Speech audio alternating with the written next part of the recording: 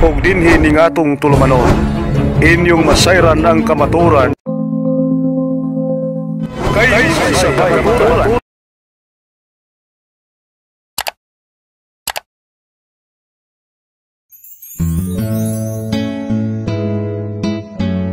Magandang hapon, gabi, at umaga sa ating mga kapatid. At isang mapagpalang araw po sa ating lahat. At welcome po sa ating panibagong episode na laman ng ang dating landas via Facebook, YouTube, at lahat ng social media platform. At para hindi na po tayo magtagal, nandito na po ang kapatid na Jared Almasora. Yan, magandang araw, magandang gabi, magandang hapon sa atin mga kapatid. At muli, napakinggan natin ang kapatid na JB. Winelcome tayo ng greetings. At kaya natin ginagawa yon dahil para magawa natin itong programa na ito ng may kaayusan.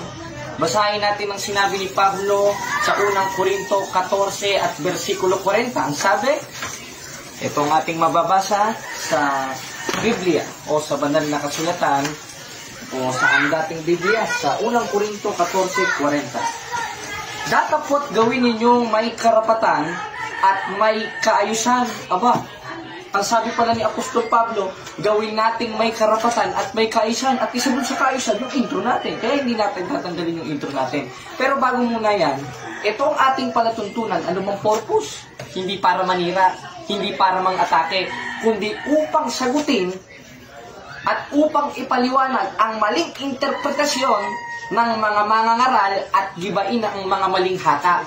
Gaya ng pananampalataya ng mga apostol na itinuro sa kanila ng ating Panginoong Kristo sa ikalawang Korinto 14:5. Ang sabi, sapagkat ang sandata ng aming pagkilaban ay hindi laban sa laman, kundi sa harapan ng Diyos na siyang may kapangyarihang gumiba. May gigibain pala tayo. Hindi pala yung Amen! Praise the Lord! Hallelujah! In the name of Jesus, I rebuke you! Out! Out! Hindi pala ganon, kapatid na JB. May gigibayin pala tayo. At kung gigibayin natin, yung mga maling haka at bawat bagay na matayog na nagmamataas laban sa karunungan ng Diyos. Kasi sino ba yung karunungan ng Diyos? Basahin natin ang 1:24 ng unang Korinto. Ang sabi, ngunit sa kanila mga tinawag, maging Hudyo o Griego, si Kristo ang kapangyarihan ng Diyos at karunungan ng Diyos. Paano ito? Mga nagmamataas, itong mga pastor na ito, itong mga ministro na ito, itong mga ibanghilista na ito, ng iba't ibang relihiyon, nagmamataas sa karunungan ng Diyos at yun ang ating Panginoong Kristo. Sukat mo, pinangungunahan mo sa kalagayan ng ating Panginoong Kristo. Pakinggan natin mga kapatid ang sinabi ng isang ministro o alagad ni Manalo sa isang video o open forum nila sa Templo Central at ito ang kanyang sinasabi. Inilagay ng Diyos sa kaiba-ibabaw ng lahat ng mga nilalang, pinadakila at inutos ng Diyos na sambahin. Kaya kami po na mga kaanib sa Iglesia ni Cristo, sumasamba sa Panginoong Jesucristo, hindi dahil sa Diyos, kundi utos ng Diyos na siya'y sambahin. Pero kung ang pag-uusapan, yung likas na kalagayan niya, gaya ng tanong ni Leonardo Rocco ng Batasan Hills, mapatutunayan daw ba talagang si Kristo ay tao bagay sa Biblia? Opo, Juan 8:40. Ito po ay pangungusap mismo ng Panginoong Jesucristo. Ito po. Ngunit, ngayon pinagpipilitan ninyong patayin ako na isang taong nagsasalita sa inyo ng katotohanan narinig ko sa Diyos. Siguro naman, kumbaga, sa kasabihan nga nila, tapos na boxing dapat dito Kasi si Kristo po mismo nagsasalita Ano sabi niya? Ako na isang tao. Tapos na, usapan dapat. Siya may sabing si tao Anong uling tao siya? Na isang taong nagsasalita sa inyo ng katotohanan na aking narinig sa Diyos. Kasama sa katotohanan, yung sinabi niya na siyang tao. Ba't po magagalit yung iba pag sinabi po namin si Kristo tao? Sa likas na kalagayan. O yan, napakinggan natin ng isang alagad ni Manalo o ministro, di ko alam ang pangalan na ito na ikinotes niya para patunayan na si Kristo ay tao at hindi Diyos sa 8:40 ng 1 na tao. Ngayon sila na nagsasaysay sa inyo ng katotohanan na aking narinig sa Diyos. Ito hindi ginawa ni Abraham. Teka muna. Yan bang 8:40 ng 1 napapatunayan na si Kristo ay hindi Diyos? Unang-una, wala namang sinabi si Kristo sa 8:40 ng 1 na hindi ako Diyos. Kasi, isa yan sa ginagamit ng mga ministro ng Iglesia ni Manalo kapag hinahamon mo ng showdown. Mayroon ka ba kang mababasa sa Biblia, letra por letra, na sinabi ni Kristo na hindi ako Diyos? Babasahin nila, o sige, pag nabasa ko, talo ka na. At nang i-coach nila, yung 8:40 ng 1. Ngunit pinagsisikapan nyo kung patayin na tao. Hindi sila magbasa eh. Ano eka? Tao! Masisira na yung boses nila eh. Na nagsasaysay sa inyo ng katotohanan, aking narinig sa Diyos. Tapos na daw ang usapan. Tapos na daw ang boxing. Sukat ng Biblia, ginawa mong boxing. Saan mo nabasa yun? Ngayon, pag-aralan natin mga kapatid, bakit sinabi ng ating Panginoong Jesucristo sa 8:40 ng 1 na siya'y tao? Eh, titinanong natin sa mga apostol, hindi natin itatanong sa ministro. Dahil pag itinanong natin sa mga ministro, naku, kawawa tayo. Self-interpretation, private interpretation ang gagawin sa Biblia. Kaya na lang ng 8:40 naman, wala namang sinabi ng si Kristo na hindi ako Diyos. Bagkus ang sinabi niya, siya'y tao na pinapabura naman ng Iglesia Katolika Apostolika Romana. Dahil ating doktrina sa CCC, our Lord Jesus Christ is 100% man and 100% God. Eh, saan mo naman nabasa yan? Basahin natin ang sabi ni Pablo sa 2:9 ng Colosas, sapagkat sa kanya nananahan ang likas na kalagayan ng pagka-Diyos nang siya'y maging tao. Aba, nung maging tao pa lang ating Panginoon sa Kristo, nasa kanya pala, o yung nasa loob, nung ipinanganak ni Maria, na haing katawan, yung likas na kalagayan ng pagka-Diyos. Eh, kailan yun? Nung umiral ng wala pang pasimula, na kasama na ng Diyos. Basahin natin ang 1:1 ng Juan, ang sabi, nang pasimula siya'y verbo. At ang verbo'y Diyos. At ang verbo'y suma sa Diyos. Apa, letra por letra na ito. Ano nangyari sa verbo? Sa 14, nagkatawang tao ang verbo. Nagkatawang tao eh. Kaya naman pala sinabi niya sa 8:40 ng 1 na siya'y tao. Dahil siya'y nagkatawang tao. At hindi porket sinabi niya sa 8:40 ng 1 na siya'y tao, eh talaga siyang tao na at hindi na Diyos. Dahil nasa loob ng katawang tao na yon, sa 2:9 ng Colosas, yung likas na kalagayan ng pagka-Diyos. Na ano?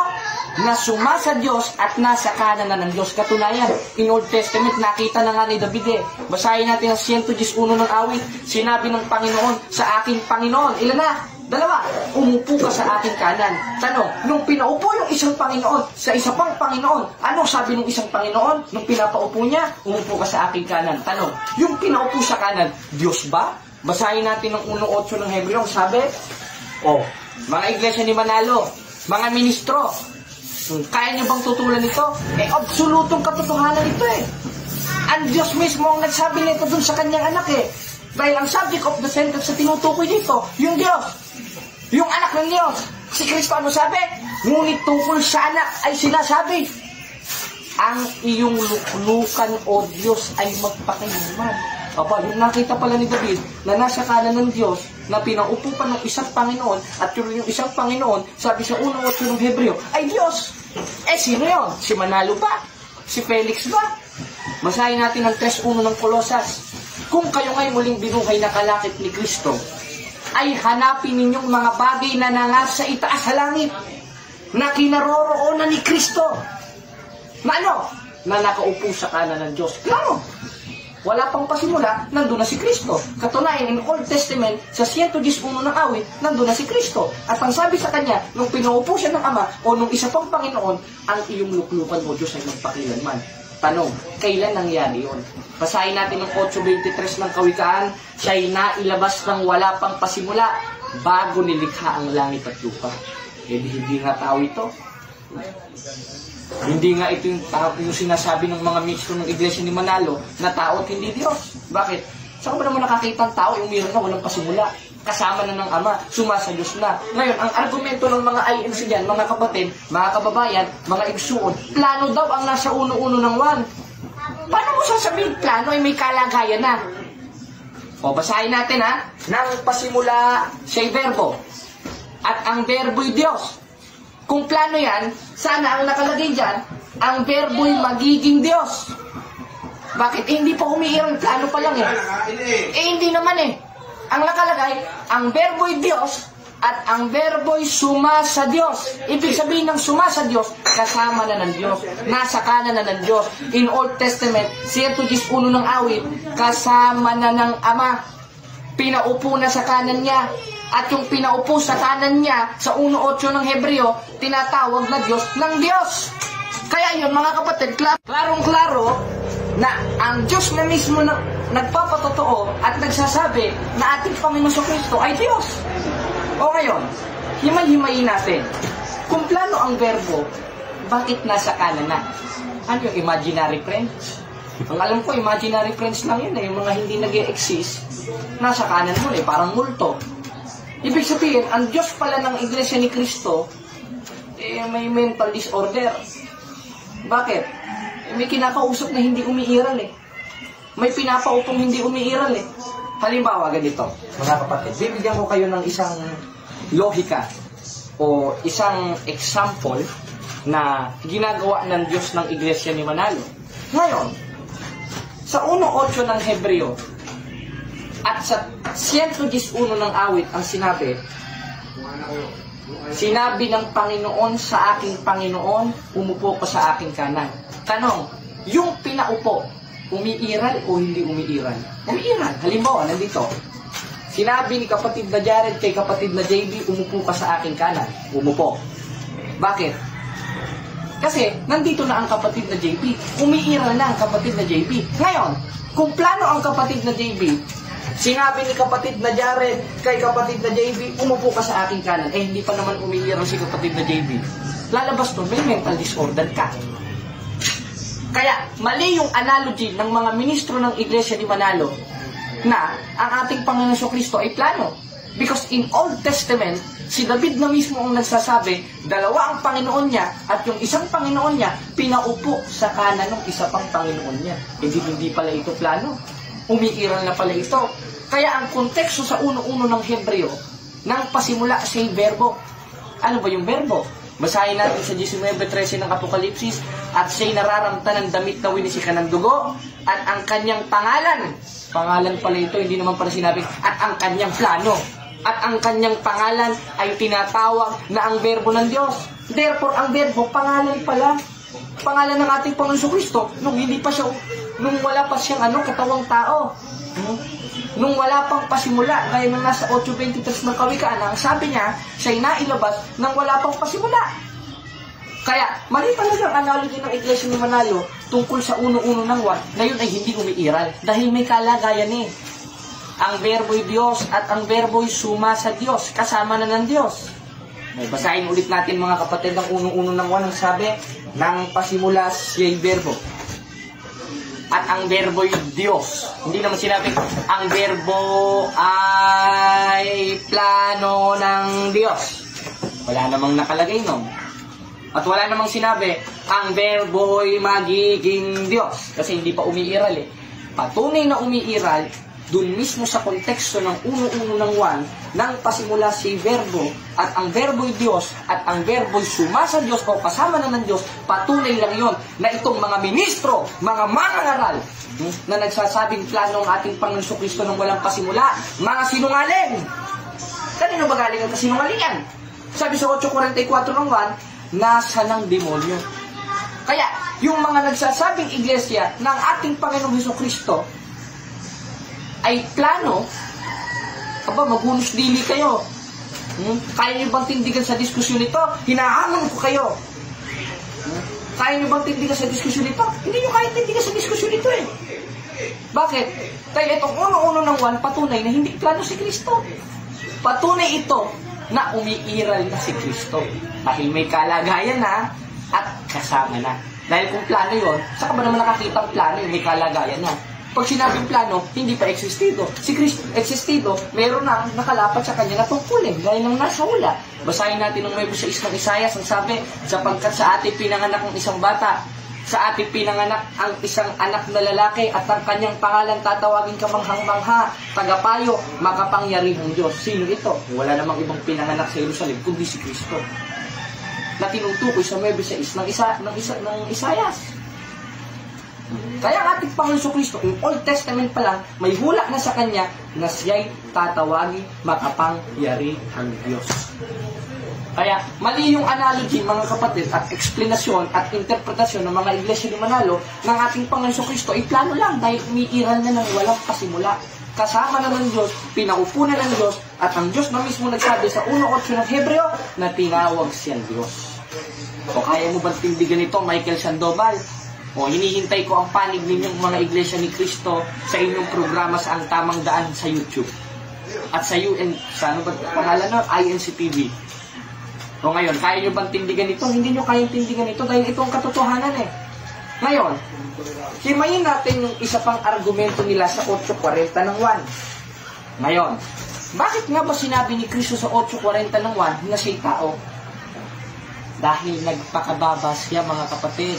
Basahin natin sa Filipos 2:5 hanggang 8 ang nakalagay, magkaroon kayo ng pag-iisip na ito'y na kay Kristo Jesus din naman. Na ano? Na bagamat siya'y Diyos, hindi niya inaring isang bagay na nararapat panagnan. Alin? Yung pagkapantay niya sa Diyos. Bakit? Persona siya ng Diyos eh. Kaya pantay sila ng Diyos. Ano sabi? Pagkus hinubad niya ito, nag-anyong alipin, nakitulad sa tao. Alin yung hinubad niya? Yung pagkapantay niya sa Diyos. Sa paanong paraan? Nagkatawang tao siya o pumasok siya sa sanlibutan gamit yung haing katawang nasa sinapupunan ni Maria sa 15 ng Hebreo. Na kaya't pagpasok niya sa sanlibutan ay sinasabi, haing at tandog ay hindi mo ibig, ngunit isang katawan ang sa akin inihanda mo. At yung katawang tao niyon yung ginamit ni Kristo para makapagkatawang tao sa 1:14 ng 1 para magpakababa si Kristo. At hindi nangangahulugan yun, si Kristo ay tao at hindi Diyos. Kaya, ang sabi sa Filipos 2:5 hanggang 8, siya'y nagpakababa. Kaya instant na sabihin niya, siya'y Diyos, sa 8:40 ng 1, sinabi niya siya'y tao. Bakit? Dahil unang-una, Filipos 2:5 hanggang 8, nasa pagpapakababa siya. Pangalawa, nasa kalagayang tao siya o nasa loob yung pagka-Diyos niya na nasa kanan ng Ama at umiral ng walang pasimula at walang kamatayan dun sa haing katawan na ipinanganak ni Maria. Kaya ang sabi ni Pablo sa 2:9 ng Kolosas, sapagkat sa kanya nananahan ng likas na kalagayan ng pagka-Diyos nang siya'y maging tao. Tanong, nung sinabi sa 8:40 ng 1 na siya'y tao, ibig sabihin ba nun, hindi na siya Diyos? Hindi. Dahil sabi ko nga kanina, kaya niya sinabi yun, siya'y nagpakababa at nasa kalagayang tao. At bukod sa sinabi niya, siya'y nagpakababa, nasa loob ng katawang tao na yun, na sinabi siya'y tao, yung pagka-Diyos na umiral ng walang pasimula. Iniikot-ikot lang natin para maintindihan natin, mga kapatid. Ngayon, palpak ba ang mga ministro ng Iglesia ni Manalo sa paggamit ng 8:40 ng 1? Palpak na palpak. Katalampak, takpak, takpakan. Palpak, mga kapatid, mga igsuon. At yung mga ibang sekta naman na naniniwalang si Kristo ay Diyos, panoodin nyo ito. Hindi ba palpak sila gumamit ng 8:40 ng 1? Ngayon, anong patunay sa Biblia na ang ating Panginoong Jesucristo ay Diyos? Ngayon, himayin natin yung 2:9 ng Kolosas. Parang naghihimay lang tayo ng isda eh. Kumbaga nanamnamin natin, mga kapatid, yung talata. Ang sabi sa 2:9 ng Kolosas, sa kanya nananahan ang likas na kalagayan ng pagka-Diyos nang siya'y maging tao. Ngayon, nung magkatawang tao si Kristo, sa loob ng kanyang human nature, nandun ang divine nature. Anong patunay? Business ba ito? Hindi. Basahin natin ang 20:28 ng 1. Sinabi ni Apostol Tomas, hindi ng ministro ni Manalo. Anong sabi? At sumagot si Tomas sa kanya'y sinabi, tanong mga INC, tanong mga ministro, kanino sinabi ni Apostol Tomas yung Panginoon ko, Diyos ko? Kay Manalo o kay Kristo? Kay Kristo. At hindi nagulat si Apostol Tomas dyan dahil ang nakalagay dyan, yung context dyan, sa 20:23 ng 1, sumagot si Tomas. Hindi naman nagulat. Ginagawa niyo chismoso si Apostol Juan. Bakit? 1:3 ng unang Juan. Ang sabi ni Juan, yung aming nakita at narinig ay siya naming ibinabalita sa inyo. At isa sa ibinalita ni Apostol Juan sa atin ay yung nakasulat sa 20:28 ng Juan na sinasabi, sumagot si Tomas, hindi nagulat. At sinabi, Panginoon ko, Diyos ko. Anong sabi ng ating Panginoon Kristo? Hoy, mali ka Tomas, tao ako. Anong sabi? Bagamat nakita mo ko Tomas, sumampalataya ka. Anong pananampalataya meron si Apostol Tomas? Panginoon ko, Diyos ko. At ganoon ang pananampalataya ni Apostolo Pablo. Di dalawa na pala kalaban ni Manalo. Si Tomas, si Juan, si Pablo. Ano bang sabi ni Pablo? Basahin natin ang 1:12 ng Galacia. Sapagkat di ko tinanggap ito sa tao, ni itinuro man sa akin, kundi aking tinanggap sa pamamagitan ng pahayag ni Jesucristo. Aba, yung karunungan palang itinuturo ni Pablo, hindi niya tinanggap sa tao, ni itinuro man sa kanya. Therefore, ang nagturo sa kanya, hindi tao. Sino? Kundi aking tinanggap sa pamamagitan ng pahayag ni Jesucristo. Patunay lang yun, ang ating Panginoon Jesucristo ay hindi tao kundi Diyos. Bakit? Hindi niya nga tinanggap sa tao yung karunungan niya. Kaya tinanggap kay Babalo. Isa Diyos nga eh. Tanong, sino bang nagturo kay Pablo at sino bang nag-uutos kay Pablo lahat ng sinusulat niya? Sabi sa 14:37 ng unang Korinto, ang Panginoon. Sinong Panginoon yon? Ang Diyos at tagapagligtas. Basahin natin sa 2:13 ng Tito, na hintayin niya ang mapala ng pag-asa at pagpapakita ng kaluwalhatian ng ating dakilang Diyos at tagapagligtas na si Jesucristo. Kaya ang ating Panginoon Jesucristo, siya ang Diyos at tagapagligtas. Kaya yan ang mga supportive verse o patunay na hindi matanggi ng mga iglesia ng Manalo ng ating Panginoon Jesucristo ay tunay na Diyos. Ako naman ay kanabasa yan. Sabi ka sa 17:3 ng Juan, makilala ka nila na iisang Diyos na tunay. Kaya si Kristo, tao na. Hindi naman ay sinabi, makilala nila tayong dalawa ay isang Diyos na tunay. Bakit ba? Kasi nga, nagpakababa siya. Yung isang tunay, nasa baba. Katunayan, 5:20 ng unang Juan, at nalalaman natin na naparitong anak ng Diyos, at tayo binigyan ng pagkaunawa upang makilala natin siya na totoo at tayo nasa kanya na totoo sa makatwid bagay sa kanyang anak ni si Jesucristo. Ano si Kristo? Ito. Dahil kung ang subject of the sentence dyan, yung paliwanag ng Iglesia ni Manalo na ang tinutukoy dyan yung Ama, dapat doon. Hindi naman doon. Ito eh. Ito ang tunay na Diyos at buhay na walang hanggan. Alin? Yung naparito. Matindi ka sinabi ni Kristo, makilala ka nila, tayong dalawa ay isang Diyos na tunay. Dahil kaya naparito si Kristo, 5:37 ng Juan, hindi upang patotohanan ng sarili niya, kundi upang patotohanan ng Ama. At ang Ama ang magpapatotoo sa Kanya. At isa sa patotoo sa Kanya ng Ama, 1:8 ng Hebreo, ang iyong luklukan o Diyos ay magpakilanman. Ngayon, ibig sabihin ba, sinabi ni Kristo 17:3 ng Juan, makilala ka nila na isang Diyos na tunay, hindi na siya Diyos na tunay? Klaro-klaro na nga eh. Sa 5:20 ng unang Juan, na yung naparito, tunay na Diyos at buhay na walang hanggan. Ngayon, bakit sinabi sa 17:3 ng Juan, makilala ka nila na isang Diyos na tunay? Saan? Sa langit. Bakit? Dahil yung Ama lang nandun, isa nagkatawang tao eh. At yung isa namang nagkatawang tao na naparito, 5:20 ng unang Juan, tunay na Diyos at buhay na walang hanggan. Kaya isa lang yung tunay na Diyos sa langit no. Bakit? Yung isang persona nandito eh. Nagpakababa eh. At nung nakita ni Juan, 20:28 ng Juan, tinawag ni Juan na Panginoon ko, Diyos ko. Na yung isang tunay na Diyos nandito, naparito. Ito, ang tunay ng Diyos at buhay na walang hanggan. Kaya sinabi niya doon, makilala ka nila na isang Diyos na tunay sa langit. Kaya nga siya nakatingala eh. Pero, nung nandun siya sa langit ng ating Panginoon Kristo, di pa nagkakatawang tao, anong tawag sa Kanya? Ang sabi sa 1:8 ng Hebreo, ang iyong luklukan o Diyos ay magpakilanman. Kaya palpak na palpak talaga ang mga ministro ng Iglesia ni Manalo pagdating sa Christology. Bakit? Unang-una, sa original scriptures ng Biblia, sa 1:18 ng Juan, sa Greek, ito ang ating mababasa mga kapatid, dahil ang Biblia ay originated in Greek, Hebrew, and Aramaic. Anong sabi sa Greek? Basahin natin sa 1:18 ng Juan nakalagay. Meron ba tayong kopya dito sa ating folder? Pakinggan natin. Ayan, sa Bodmer Papyrus nakalagay, Monogenes Theos. Letra por letra. Monogenes Theos. Ibig sabihin ng Theos, God. In Hebrew, Elohim. Sa English, God.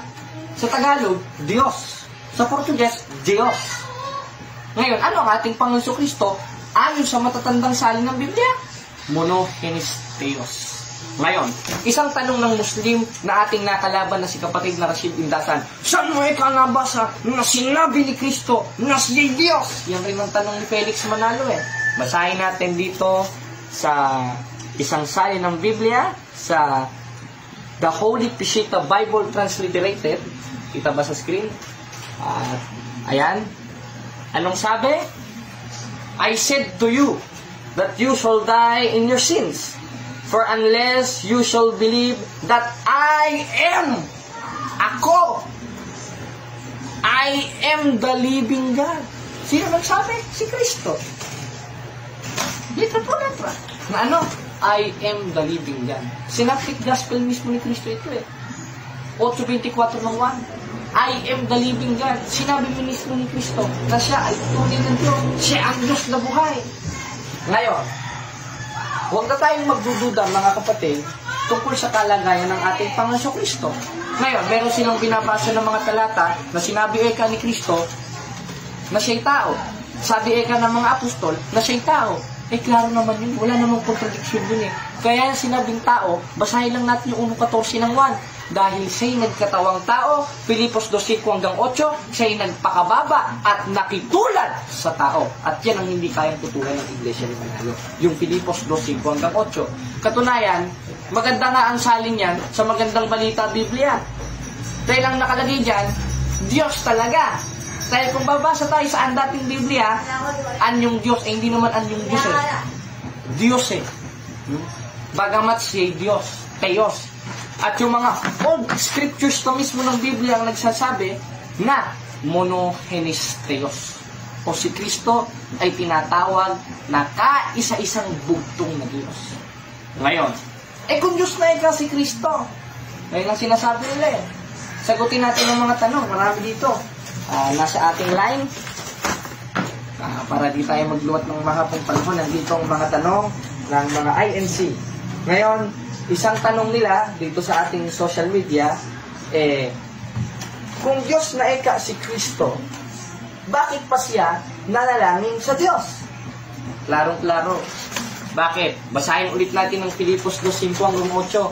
Magkaroon kayo sa inyo ng pag-iisip na ito'y na kay Kristo Jesus din naman, na bagamat siya'y Diyos. Klaro, Diyos. No? Hindi naman sinabing tao, hindi naman sinabing alien. Ay hindi niya inaring isang bagay na nararapat panagnan. Pagkapantay niya sa Diyos, hinubad niya ito't nag-anyong alipit at nakitulad sa tao. Ibig sabihin ng nakitulad sa tao, kung paanong kumakain ng tao, kung paanong namamatay ang tao, kung paanong nananalangin ng tao, ganun rin mananalangin ang ating Panginoon Kristo. At hindi porket nanalangin siya, hindi na Diyos.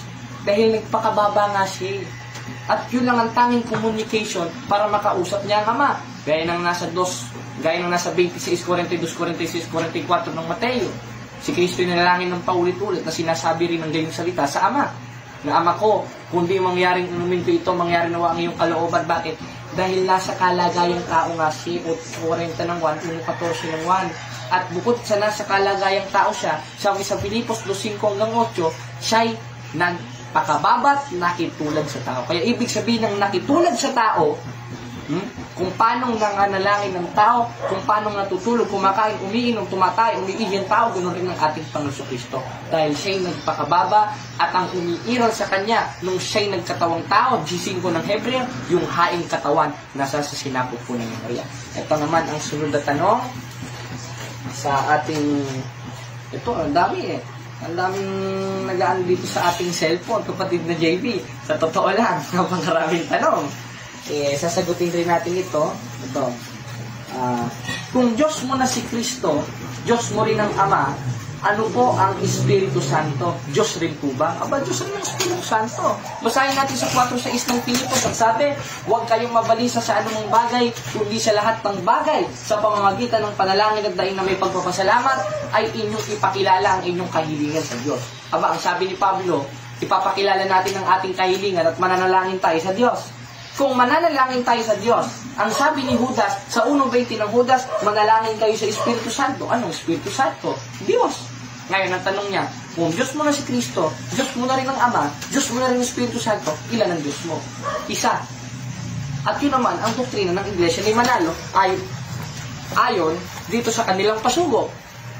At yun rin ang doktrina ng ating simbahan. Na ano?